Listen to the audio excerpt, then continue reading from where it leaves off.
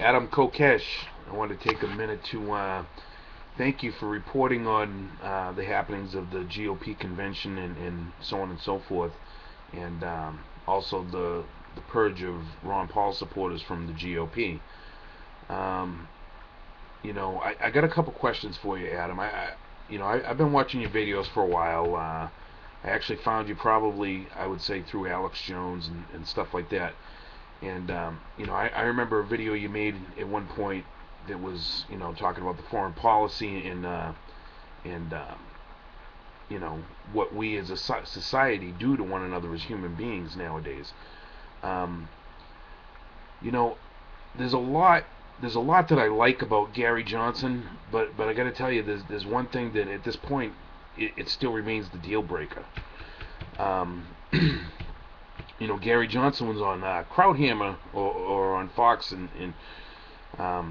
he was speaking with Krauthammer about what he would have done with Libya, and then talking about Uganda. I'm sure you've heard of it, and even Krauthammer said, gee, that's very non-libertarian of you. So how can we, as Ron Paul supporters, who's the cornerstone of his campaign was audit the Fed and changing in foreign policy, how could I, in good conscience, go right behind another warmonger and support somebody that's talking about going into Uganda? Now, let me rephrase that. It's not that I think Gary Johnson's a warmonger, but you know, obviously going into Uganda, he admits that there's no threat there to us as a national security. Um, it's been exposed that the Coney 2012 phenomenon is largely fraud.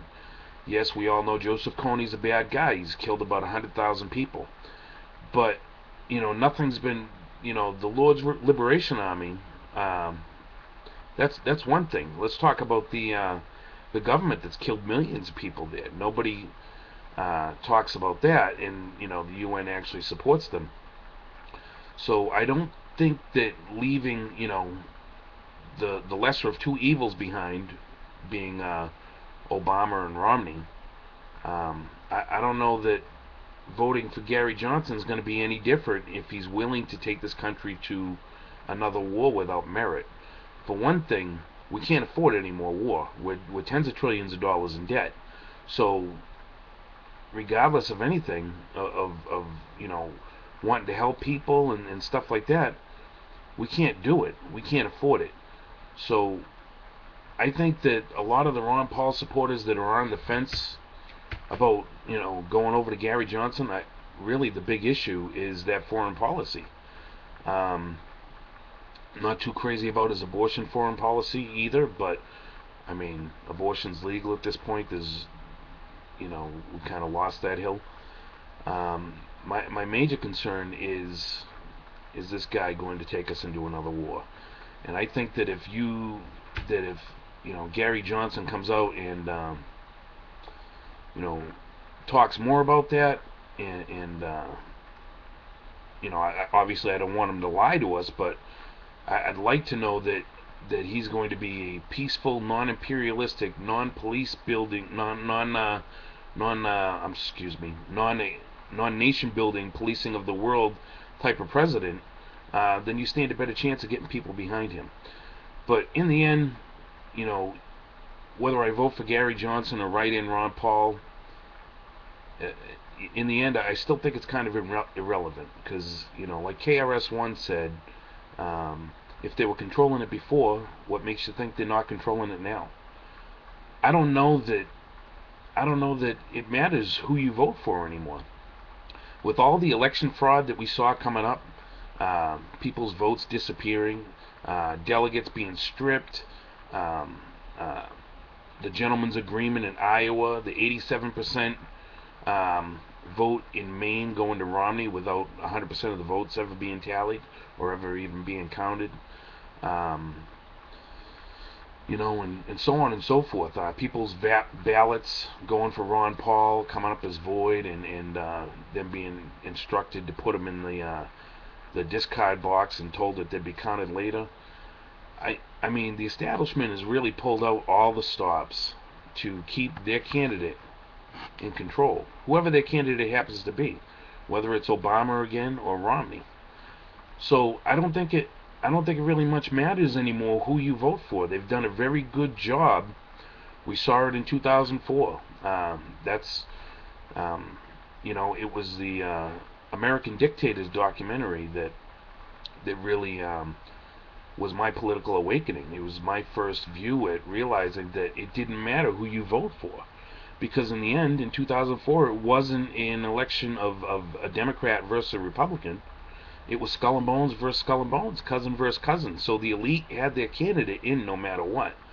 And I think the same thing is going to be, this time around with Romney and Obama.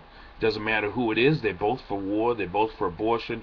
They're both for the NDAA. They're both for the Patriot Act. They're both for more wars. They're both for, yeah, I said that already. They're both for banker bailouts, so on and so forth.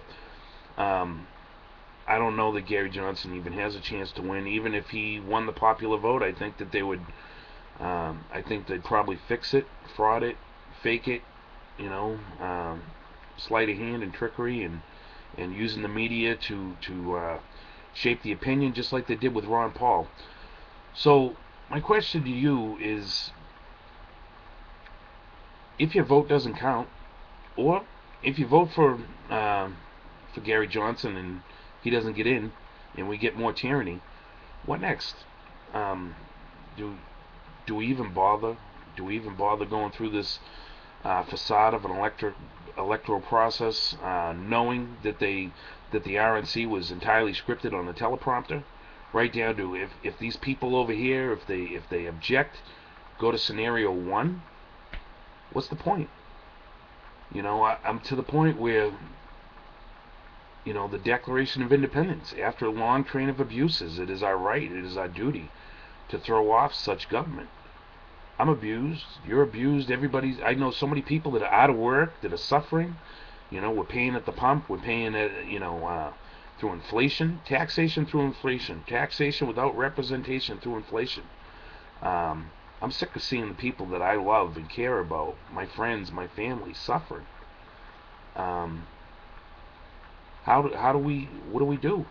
What do we do? I don't know. I'm just